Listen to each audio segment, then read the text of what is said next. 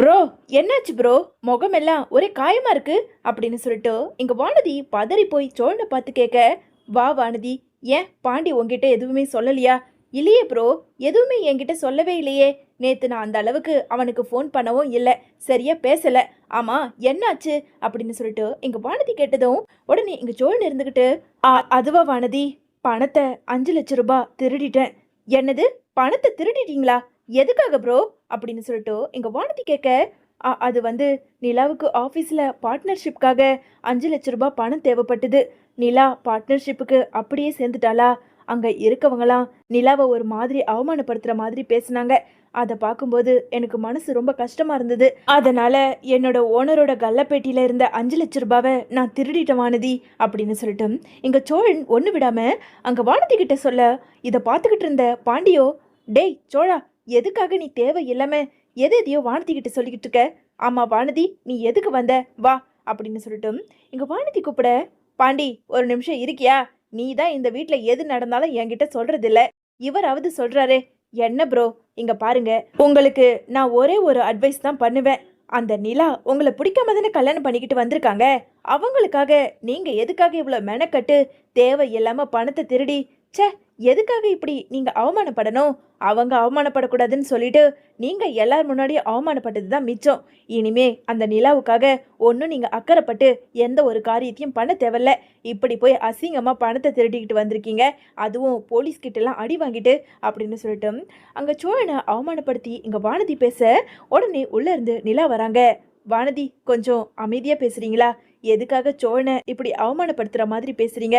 அவர் ஒன்றும் வேணும்னே போய் பணத்தை திருடல, ஏதோ மனசு நெருடலா இருக்க வச்சு எனக்காக போய் பணத்தை எடுத்திருக்காரு அப்படின்னு சொல்லிட்டு நிலா சொல்ல, ஐயோ நிலா, அதை தான் நானும் சொல்றேன். உங்களுக்காக எதுக்காக இவர் போய் பணத்தை திருடுற அளவுக்கு போயிருக்காரு? நான் தெரியாம தான் கேட்குறேன். அப்படி நீங்க இந்த வீட்டில் என்ன எல்லாரையும் வசியம் பண்ணிட்டீங்க?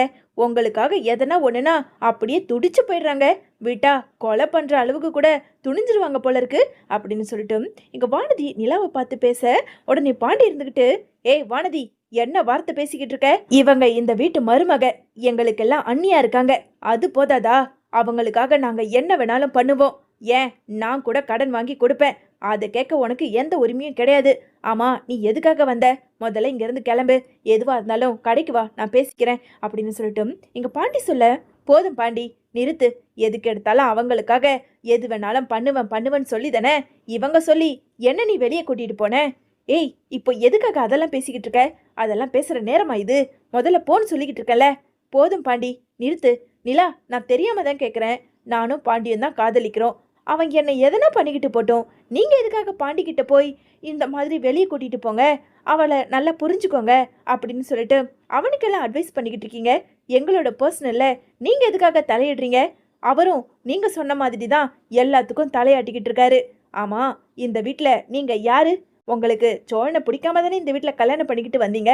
நீங்கள் விருப்பப்பட்ட மாதிரி ஒரு ஆஃபீஸ்லேயும் வேலைக்கு சேர்ந்தீங்க. அதோட இந்த வீட்டை விட்டு போகிறத விட்டுட்டு சும்மா இந்த வீட்டில் இருந்துக்கிட்டு எல்லாரையும் அதிகாரம் பண்ணிக்கிட்டு அந்த ஒத்த ரூமை நீங்கள் பிடிச்சிக்கிட்டு நீங்கள் பாட்டுக்குன்னு நிம்மதியாக ஒய்யாரமாக இருந்துக்கிட்டு இருக்கீங்க.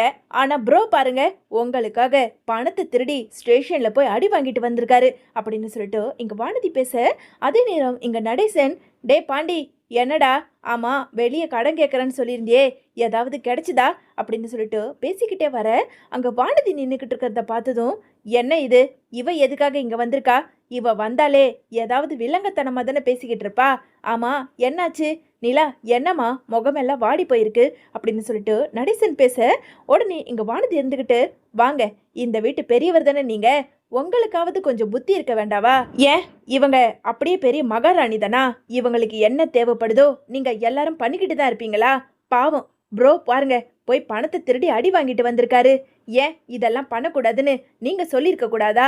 அப்படி என்ன இவங்க இந்த வீட்டில் வசதியா இருக்காங்கன்னு நீங்க இவங்களுக்கு விழுந்து விழுந்து வேலை செஞ்சுக்கிட்டு இருக்கீங்க அப்படின்னு சொல்லிட்டு இங்க வானதி நடேசனை பார்த்து பேச, இங்க பாருமா, இந்த பேச்செல்லாம் என்கிட்ட வேண்டாம். தேவையில்லாத இந்த வீட்டு மருமக நிலாவை நீ தப்பா பேசுற வேலை வச்சுக்காத.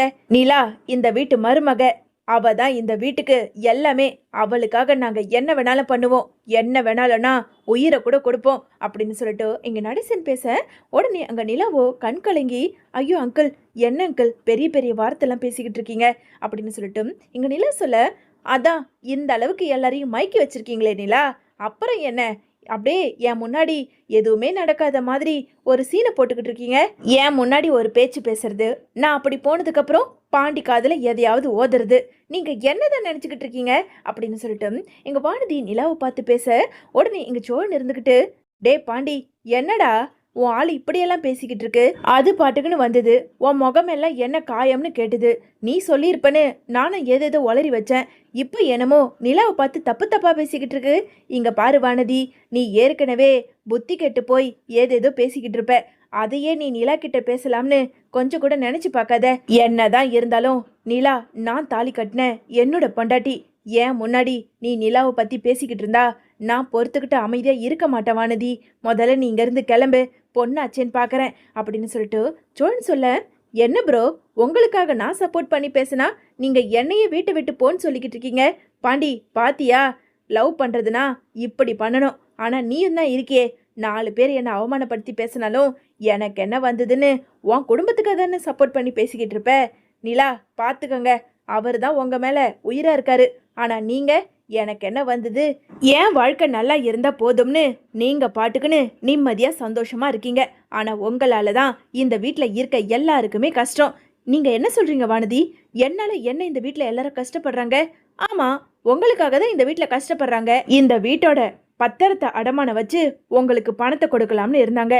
அது நடக்கலன்னதோ இங்க சோழன் போய் பணத்தை திருடி இருக்காரு. இவ்வளோ நடக்குது உங்களுக்கு, அதெல்லாம் போதாதா?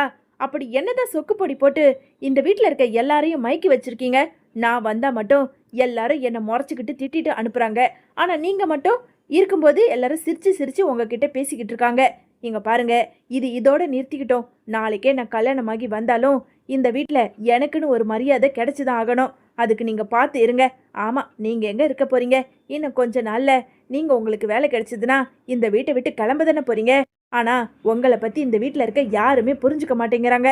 நீங்க இந்த வீட்லயே ஆயுசு முழுக்கும் என்னமோ இந்த சோழன் கூட சேர்ந்து சந்தோஷமா வாழ போறதா நினைச்சுக்கிட்டு என் மருமக என் அண்ணின்னு சொல்லி எல்லாரும் தலை மேல தூக்கி வச்சுக்கிட்டு உங்களை ஆடிக்கிட்டு இருக்காங்க.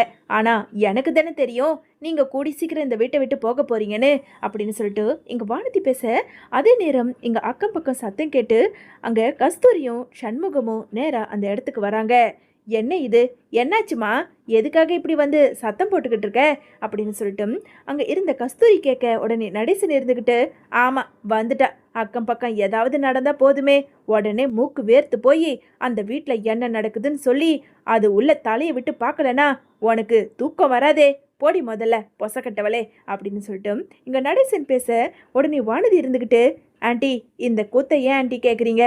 இந்த வீட்டில் இதோ இருக்காங்களே நிலா, இவங்களுக்கு பணம் தேவைப்பட்டதுன்னு சோழன் அவரோட ஆஃபீஸ்லேயே போய் 5 லட்சம் ரூபாய் பணத்தை திருடி ஜெயிலுக்கு வரைக்கும் போயிட்டு வந்திருக்காரு ஆண்டி. இதை வந்து ஏன் பண்ணீங்க? உங்களால தான் எல்லாமே இந்த வீட்டில் கஷ்டப்பட்டுக்கிட்டு இருக்காங்கன்னு சொன்னது ஒரு குத்தமா? எல்லாரும் என்னதான் எதிர்த்து பேசுறாங்களே தவிர அந்த நிலாவை ஒரு வார்த்தை சொல்ல மாட்டேங்கிறாங்க. அப்படி இந்த நிலா என்ன வசத்தின்னு எனக்கு தெரியவே இல்லை ஆண்டி, நீங்களே கேளுங்க அப்படின்னு சொல்லிட்டு அங்கே வானதி சொல்ல, உடனே நடேசனும், இங்கே பாரு வானதி, ஏதோ நீ சின்ன பொண்ணா ஆச்சேன்னு சொல்லிட்டு நான் பாட்டுக்குன்னு அமைதியாக இருக்கேன். அக்கம் பக்கம் வந்து வேடிக்கை பார்க்குறவங்க கிட்டலாம் நிலாவை பற்றி நீ ஏதாவது தப்பாக பேசுனனா எனக்கு கெட்ட கோபம் வந்துடும், சொல்லிட்டேன். டே பாண்டி, என்னடா இன்னும் பார்த்துக்கிட்டு இருக்க? அவளை ஒரு அறை கொடுத்து முதல்ல இந்த வீட்டை விட்டு அனுப்பி வை அப்படின்னு சொல்லிட்டு அங்கே இருந்த நடேசன் சொல்ல, உடனே கஸ்தூரி இருந்துக்கிட்டு, என்னம்மா சொல்கிற? இப்படியா? ஏண்டா சோழா, உன் அப்பந்தான் ஒரு கொலகாரன் பார்த்தா நீ திருட்டு பையனா அப்படின்னு சொல்லிட்டு எங்க கஸ்தூரி சோழனை பார்த்து பேச, உடனே வானதி இருந்துக்கிட்டு, ஆண்டி ஆண்டி, நீங்க சோழன் ப்ரோவை எதுக்காக திட்டிக்கிட்டு இருக்கீங்க? இதோ இருக்காங்களே நிலா, இவங்க தான் எல்லாத்துக்கும் காரணம். ஆமா ஆண்டி, என்னமோ நல்ல விஷயத்தை போட்டுக்கிட்டு இந்த வீட்டில் இருக்க எல்லாரையும் கைக்குள்ள போட்டுக்கிட்டு அவங்க ஆட்டத்தை இவ தான் ஆடிக்கிட்டு இருக்கா அப்படின்னு சொல்லிட்டு அங்க இருந்த வானதி பேச, நடேசனுக்கு கோவம் வந்து வேக வேகமா வானதியோட கையை பிடிச்சி இழுத்து ஓங்கி ஒரு அறை கொடுத்து கீழே பிடிச்சி தள்ளி விடுறாரு. நானும் போனா போதுன்னு பார்த்துக்கிட்டு இருக்கேன், என்ன விட்டா ரொம்ப பேசிக்கிட்டு இருக்க? என் வீட்டு மருமகளை நீ 4 பேர் முன்னாடி அவமானப்படுத்தி பேசுவ, இதையெல்லாம் நான் வேடிக்கை பார்த்துக்கிட்டு இருக்கணுமா? டேய் பாண்டி, முதல்ல இவளை கூட்டிட்டு போடா. என்ன சொன்ன? நிலா இந்த வீட்டில் இருக்க எல்லாரையும் கைக்குள்ள போட்டுக்கிட்டு வசியம் பண்ணி வச்சிருக்காளா? இப்படி பேசுறதுக்கு உனக்கு வெக்கமா இல்லை? நீயும் ஒரு பொண்ணு தானே? ஆமா, நாங்க எல்லாரும் நிலாவுக்காக பேசதான் செய்வோம். ஏன் நிலாவுக்காக நான் கொலை கூட செய்ய தயங்க மாட்டேன். இங்க பாரு, நீலா இந்த வீட்டுக்கு வந்ததுக்கு அப்புறம் தான் இந்த வீடு வீடாவே ஆச்சு. அது மட்டும் இல்ல, இந்த வீடு எங்களுடையதே இல்லைன்னு தோ இருக்காளுங்களே இவனும் அவளும், இவளுங்க 2 பேரும் சேர்ந்து இந்த குடும்பத்தையே வீட்டை விட்டு அனுப்பிட்டு இந்த சொத்தை ஆட்டையை போடணும்னு நினைச்சுக்கிட்டு இருந்தா. ஆனா அதெல்லாம் ஒண்ணுமே இல்லைன்னு தவிடு பொடியாக்கி இந்த வீட்டை மறுபடியும் எங்களுக்கு மீட்டு கொடுத்தவ இந்த நிலா. ஆனா அவளை பத்தி தெரியாம இங்க வந்து அவமானப்படுத்தி நிலாவை பத்தி ஏதாவது பேசுனேன்னு வச்சுக்கோ, நான் மனுஷனா இருக்க மாட்டேன். டே பாண்டி, இதுக்கு மேல என்னால பொறுமையை இழக்க முடியாது. ஒழுங்கு மரியாதையா இவளை இங்கிருந்து அனுப்பிடு அப்படின்னு சொல்லிட்டு நடேசன் வந்த கோவத்துக்கு அங்க வானதியை ஓங்கி ஒரு அறை கொடுத்து கீழே தள்ளி விட்டு பேச, உடனே பாண்டி இருந்துகிட்டு, ஏய் வானதி, எழுந்துரு வானதி, உனக்கு இதெல்லாம் தேவையா? தேவையில்லாம அண்ணிய பத்தி தப்பு தப்பா பேசி இதெல்லாம் உனக்கு தேவைதான். முதல்ல இங்கிருந்து கிளம்பு. பாண்டி, உனக்கு இதுக்கு மேல மரியாதை இல்லை பாண்டி. உன்னை போய் காதலிச்சம்பாரு, 4 பேர் முன்னாடி உன் அப்பா என்னை அவமானப்படுத்தி பேசுறாரு. ஏன் எதுக்குன்னு கேள்வி கேட்க உனக்கு வக்கு இல்லை. என்னமோ என்ன முதல்ல இங்கேருந்து அனுப்புறதுலே இருக்க. அப்படியெல்லாம் என்னால் இங்கேருந்து போக முடியாது. நான் நியாயத்தை தானே பேசிக்கிட்டு இருக்கேன் அப்படின்னு வானதி பேச, உடனே கஸ்தூரி இருந்துக்கிட்டு, அதானே அவன் நியாயத்தை தானே பேசிக்கிட்டு இருக்கா. அடி செருப்பால, எங்க வந்து நியாயத்தை பத்தி பேசிக்கிட்டு இருக்க? யாரு நீயும் இவனும் நியாயத்தை பத்தி பேச வந்துட்டீங்களா? இங்க இருந்து கிளம்பலனா அடுத்து உங்களுக்கு தான் அற விழும் அப்படின்னு அங்க நடேசன் சொல்ல, உடனே அண்ணே வந்துருண்ணே போயிடலாம், இவங்கிட்ட போய் வந்து பேசுறதுக்கு வந்தோம் பாருங்க, நமக்கு இதுவும் தேவை, இதுக்கு மேலேயும் தேவை அப்படின்னு சொல்லிட்டு கஸ்தூரியும் அங்க இருந்த சண்முகமும் கிளம்பி போக, உடனே அங்க இருந்த வானதியோ, அங்கிள் நான் தெரியாம தான் கேட்குறேன், இந்த நிலாவை மருமகன் தூக்கி தலை மேல வச்சுக்கிட்டு பேசுறீங்களே, இவங்க இன்னும் எவ்வளவு காலம் இங்க இருந்துட போறாங்க? ஆமா, பாண்டி என்கிட்ட எல்லாத்தையும் சொல்லிட்டான். இந்த நிலாவுக்கும் சோழனுக்கும் கூடி சீக்கிரம் டிவோர்ஸ் ஆக போகுதுன்ற விஷயம் நான் தெரிஞ்சுக்கிட்டேன். இப்ப சொல்லுங்க, ஒருவேளை நீலா டிவோர்ஸ் பண்ணிட்டு வெளியே வீட்டை விட்டு போயிட்டா அதுக்கப்புறம் யார மருமகன் சொல்லுவீங்க? என்ன தானே மருமகன் சொல்லுவீங்க? இப்படி இந்த மருமகளை எல்லார் முன்னாடியும் அடிச்சு அவமானப்படுத்துறீங்களே, ஏன் அங்கிள் இப்படி பண்றீங்க? நிலாவை பத்தி முதல்ல தெரிஞ்சுக்கங்க. அவங்க சரியான சுயநலவாதி. அவங்க சுயநலத்துக்காக உங்க எல்லாரையும் பயன்படுத்திக்கிட்டு இருக்காங்க.